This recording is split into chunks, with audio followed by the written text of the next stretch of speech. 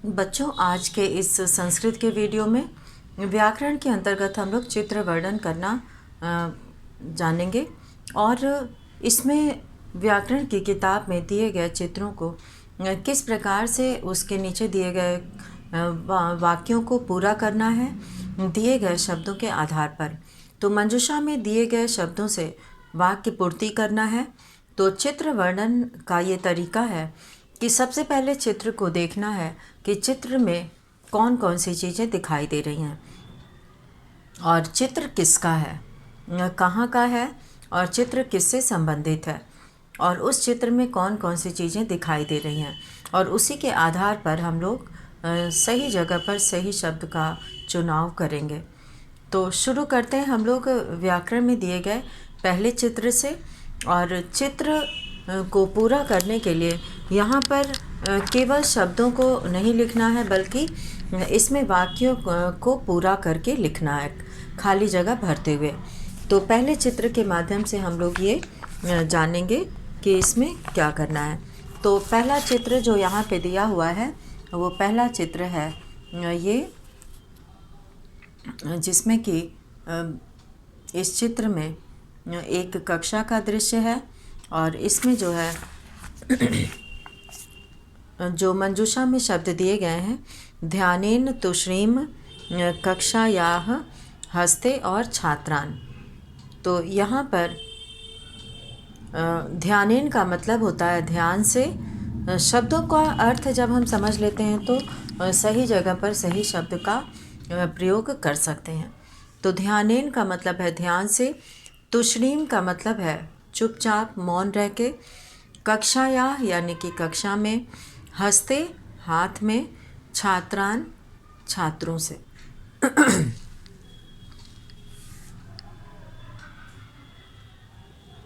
छात्रों को, यहाँ पे छात्रम, छात्रान छात्रों को। अब यहाँ पे जो पहला चित्र दिया है उसमें वाक्य जो दिया है पहला, एतत् चित्रम अस्ति, यह चित्र है। अधिकतर चित्र में जो है इसी वाक्य से शुरुआत होती है, एतत् चित्रम अस्ति, यह चित्र है। और ये चित्र जहाँ का होता है वो यहाँ पे लिखना होता है। जैसे विद्यालय का चित्र है तो विद्यालयस्य, और कक्षा का है तो कक्षायाः, और इसी तरह से शिक्षकस्य।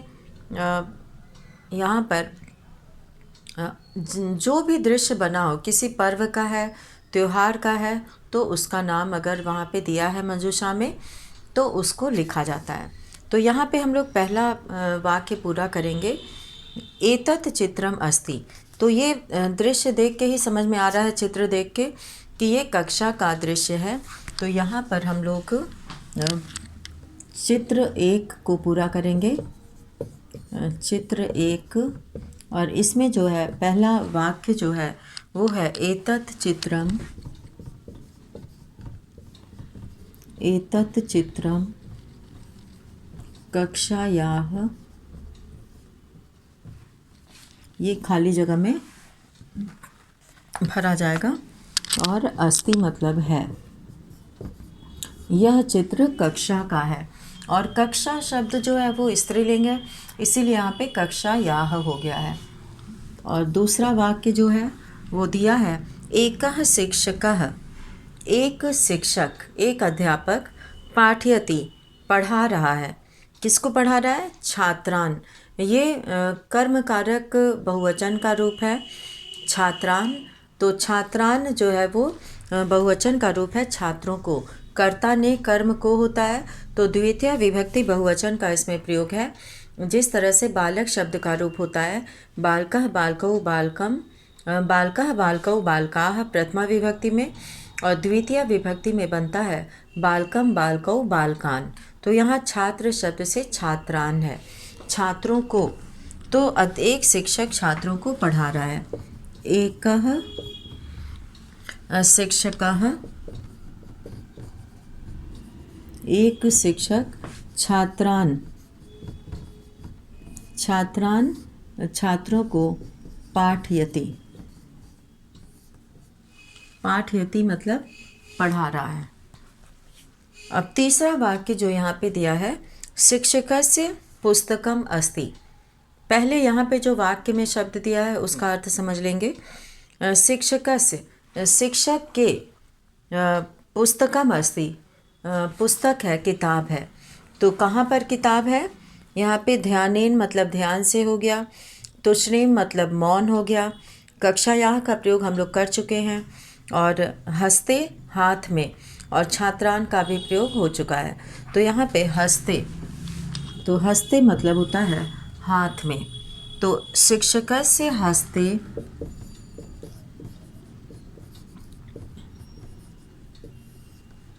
शिक्षकस्य हस्ते, यहाँ पे इसको खाली जगह हम लोग भरे हैं तो इसको रेखांकित करेंगे।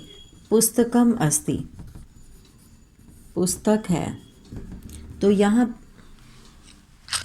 पुस्तकम अस्ति होगा, पुस्तकम अस्ति। जो वाक्य लिखा है उसी वाक्य को यहाँ पर लिखना है। तो अब इसका वर्णन इस तरह से हो गया।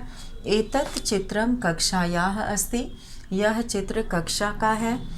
एकः शिक्षकः छात्रान् पाठयति, एक शिक्षक छात्रों को पढ़ा रहा है। और यहाँ पे कर्मकारक बहुवचन का प्रयोग है, छात्रों को। शिक्षकस्य हस्ते पुस्तकम अस्ति, शिक्षक के हाथ में पुस्तक है, किताब है। तो इस तरह से यहाँ पर 3 वाक्य हम लोगों ने पूरा किया है। और अब हम लोग यहाँ पर करेंगे चौथा वाक्य। छात्राः पाठं पठन्ति, छात्र पाठ पढ़ते हैं। कैसे पढ़ते हैं? तुश्रीम, यहाँ पे ध्यानेन और तुश्रीम। तो पाठ को ध्यान से पढ़ा जाता है, इसलिए हम लोग यहाँ पे ध्यानेन का प्रयोग करेंगे। तो चौथे में छात्राः ध्यानेन ध्यानेन पाठं पठन्ति, पाठं पठन्ति। छात्र ध्यान से पाठ को पढ़ रहे हैं। और अब यहाँ पे क्या दिखाई दे रहा है? छात्राः कक्षायां सन्ति, छात्र कक्षा में हैं। तो तुश्रीम मौन है, ध्यान से पढ़ रहे हैं इसलिए मौन है। तो यहाँ पे छात्राः कक्षायां, कक्षा में, तुश्रीम, तुश्रीम को हम लोग रेखांकित करेंगे क्योंकि हम लोगों ने खाली जगह में इसे भरा है। और अब यहाँ पर लिखेंगे सन्ति, तुश्रीम सन्ति। छात्र कक्षा में चुप हैं, मौन है, तो वो मौन रह के ध्यान से पाठ को पढ़ रहे हैं। तो ये वर्णन आया है इस पहले चित्र में, जिसमें कि एक कक्षा का चित्र है। और इसमें जो है इस तरह से वाक्य पूरा हुआ। एतत् चित्रम कक्षायाः अस्ति, एकः शिक्षकः छात्रान् पाठयति, शिक्षकस्य हस्ते पुस्तकम् अस्ति, छात्राः ध्यानेन पाठं पठन्ति, छात्राः कक्षायां तुश्रीम सन्ति। तो ये जो है पहले चित्र का यहाँ पर हम लोगों ने वाक्य पूरा किया मंजूषा की सहायता से। और एक अभ्यास हम लोग और करेंगे चित्र 2 से। तो चित्र 2 जो है यहाँ पर जो दिख रहा है वो है ये चित्र,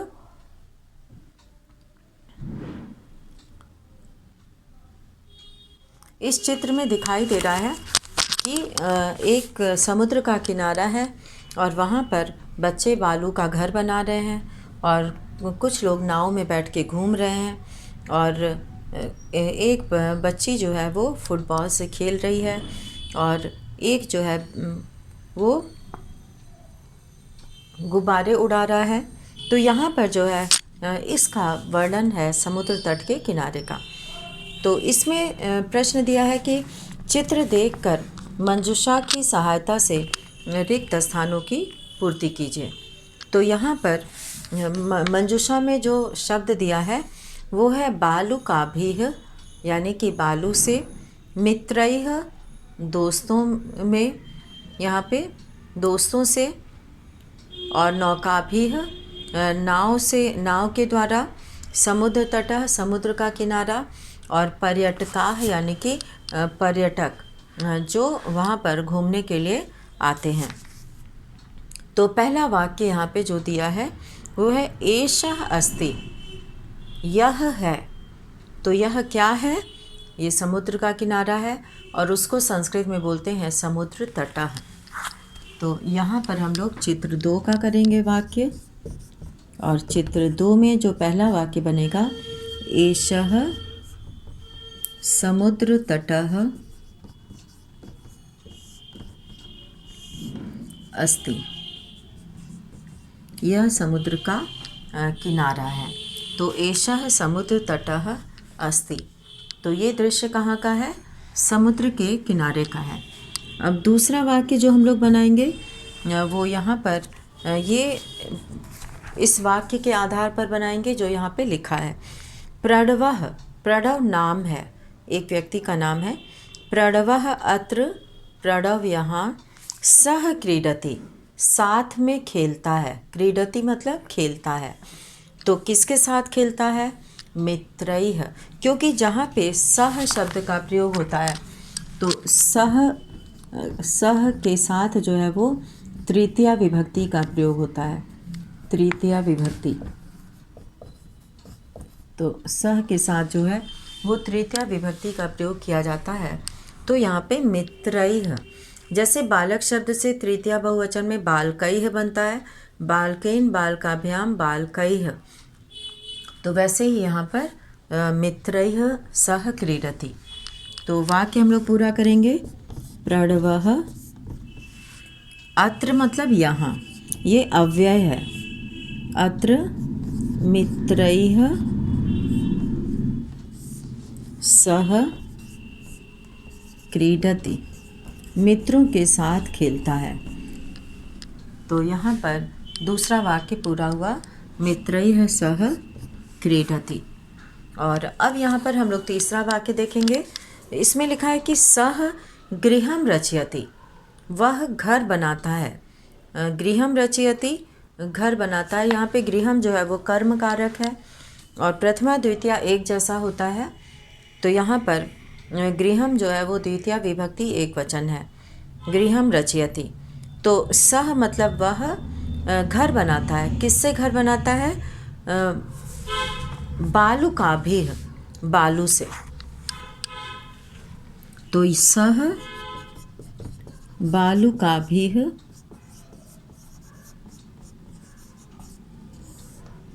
सह बालुकाभिः गृहं रचयति।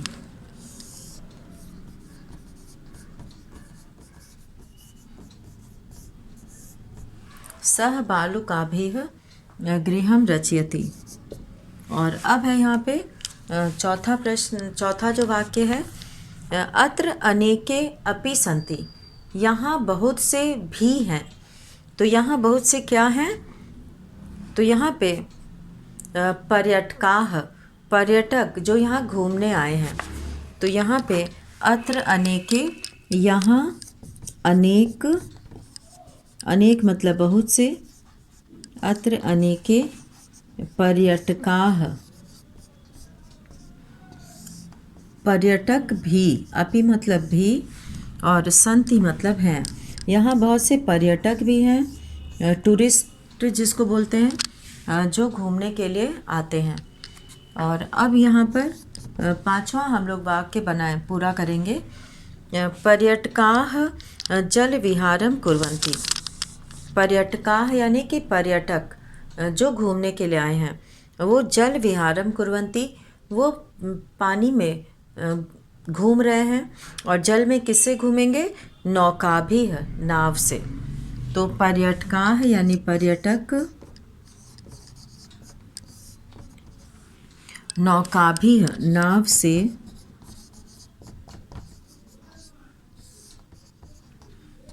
इसको रेखांकित करेंगे हम लोग।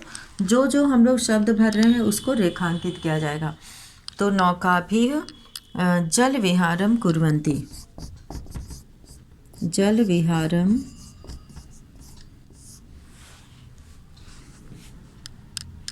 कुर्वन्ति, पर्यटकाः जल विहारम कुर्वन्ति। पर्यटक जल विहार कर रहे हैं, पानी में घूम रहे हैं। वायु विहार करना, वायु में घूमना होता है, और जल विहार करना, जल में घूमना होता है। और अब हम लोग यहाँ पे करेंगे अगला चित्र। और इस चित्र में जैसा कि यहाँ पे दिखाया गया है, एक जंगल का चित्र है, और इसमें जो है 2 व्यक्ति हैं और पेड़ है, और एक के हाथ में कुल्हाड़ी है। तो इसके बारे में हम लोग यहाँ पर वाक्य पूरा करेंगे। प्रश्न दिया है कि चित्र देखकर मंजूषा की सहायता से रिक्त स्थानों की पूर्ति कीजिए। तो यहाँ पे मंजूषा में जो शब्द दिया है वो है पथिकः, पापम, वृक्षाः, खगाः और यच्छन्ति। और इसमें जो है पथिकः राहगीर को कहते हैं, पापम यानी पाप को, वृक्षाः पेड़, बहुत से पेड़, खगाः मतलब पक्षी, और यच्छन्ति मतलब देते हैं। तो यहाँ पे हम लोग शुरू करेंगे अगला चित्र।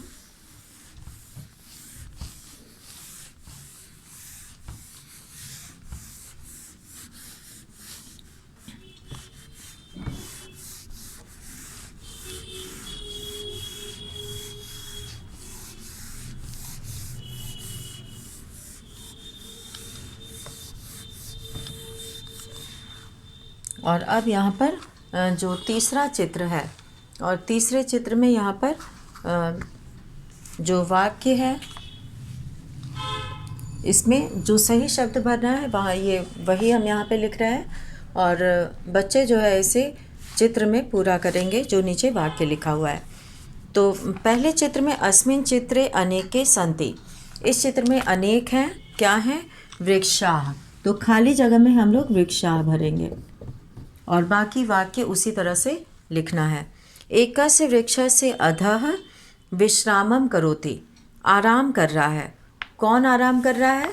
पथिकः, राहगीर। जब रास्ते में चलते चलते राहगीर थक जाते हैं तो वो पेड़ के नीचे आराम करने लगते हैं, क्योंकि वहाँ छाया भी होती है और पेड़ के नीचे बहुत अच्छा भी लगता है, थकान दूर हो जाती है। और तीसरा है वृक्षस्य उपरि तिष्ठन्ति, पेड़ के ऊपर बैठे हैं। कौन बैठा है? पक्षी। तो खगाः, यहाँ पे खगाः का प्रयोग करेंगे। ये सब खाली जगह में भरना है। और चौथा है वृक्षाः अस्मभ्यं प्राणवायुं यच्छन्ति, तो यहाँ पे पेड़ हमें प्राणवायु देते हैं। तो यच्छन्ति देते हैं, यच्छन्ति का अर्थ होता है देते हैं।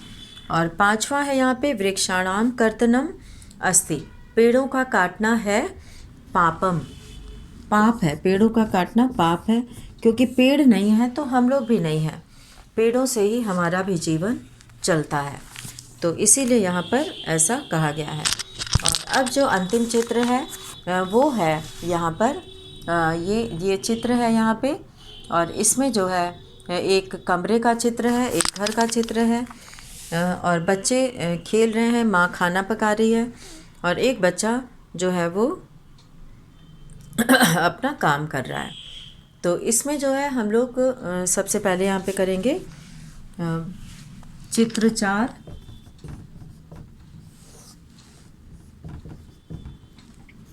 इसमें जो पहले वाक्य के खाली जगह में हम लोग भरेंगे एतत् चित्रम अस्ति। अब यहाँ पे जो मंजूषा में दिया हुआ है उसमें दिया है क्रीडनकेन, खिलौने से, बालकः लड़का, परिवारस्य परिवार का, षष्ठी विभक्ति एक वचन है परिवार का, भोजनम भोजन, सुखासनम सुख आसन यानी कि सोफ़ा जिसे कहते हैं। और अब है यहाँ पे एतत् चित्रम अस्ति, यह चित्र है। तो यहाँ पे परिवारस्य परिवार का, तो पहले में हम लोग भरेंगे परिवारस्य। और दूसरा अस्मिन् चित्रे एकः पठति, इस चित्र में एक पढ़ रहा है। कौन पढ़ रहा है? बालक। तो बालकः, यहाँ बालकः। और तीसरा वाक्य है अत्र कक्षे अस्ति, यहाँ कमरे में है, कक्ष मतलब कमरा होता है, कमरे में है सुखासन,